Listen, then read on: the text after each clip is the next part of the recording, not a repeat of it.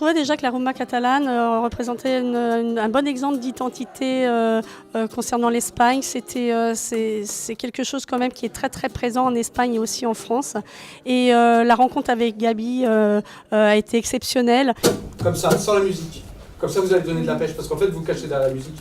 On a travaillé autour de la rumba catalane, donc un style de musique qui est transfrontalier. Donc Perpignan, c'est Gérone, c'est Barcelone aussi, donc ce triangle-là. La rumba qui est un style de musique qui est joué par un public assez particulier et puis qui en même temps c'est la couleur de Barcelone, de la Catalogne. Et la Catalogne en elle-même, elle n'est pas, elle est pas que nationale, enfin espagnole nationale. La Catalogne historique, elle est aussi jusqu'à Marseille. Hein, donc c'est pour ça qu'on a choisi ce projet-là. Et aussi pour ce côté un peu vecteur du métissage en fait.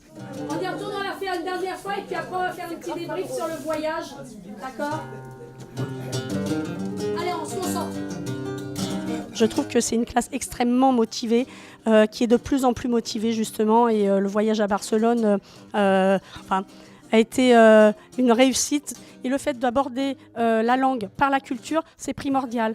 Parce que les gamins vont retenir des choses culturelles, ce qu'ils ont vu à Barcelone, ce qu'ils ont vécu avec les familles, etc.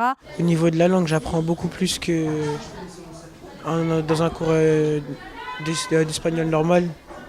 Et ça crée des liens entre nous tous aussi, entre les professeurs et les élèves. On est un peu plus libre, on rigole avec Gabi, on a des contacts justement avec Gabi aussi.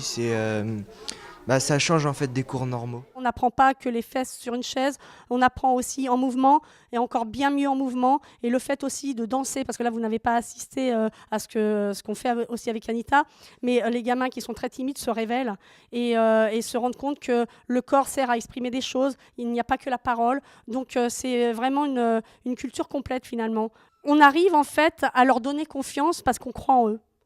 Et on a affaire à des gamins qui sont vraiment exceptionnels, qui ont un potentiel, et c'est à nous aussi de faire en sorte de pouvoir l'exploiter, de leur permettre de l'exploiter. C'est pas parfait, hein, évidemment, hein, c'est des débutants, c'est des enfants, mais franchement, ils donnent le meilleur d'eux-mêmes et c'est ça qui compte. On leur demande pas d'être parfaits.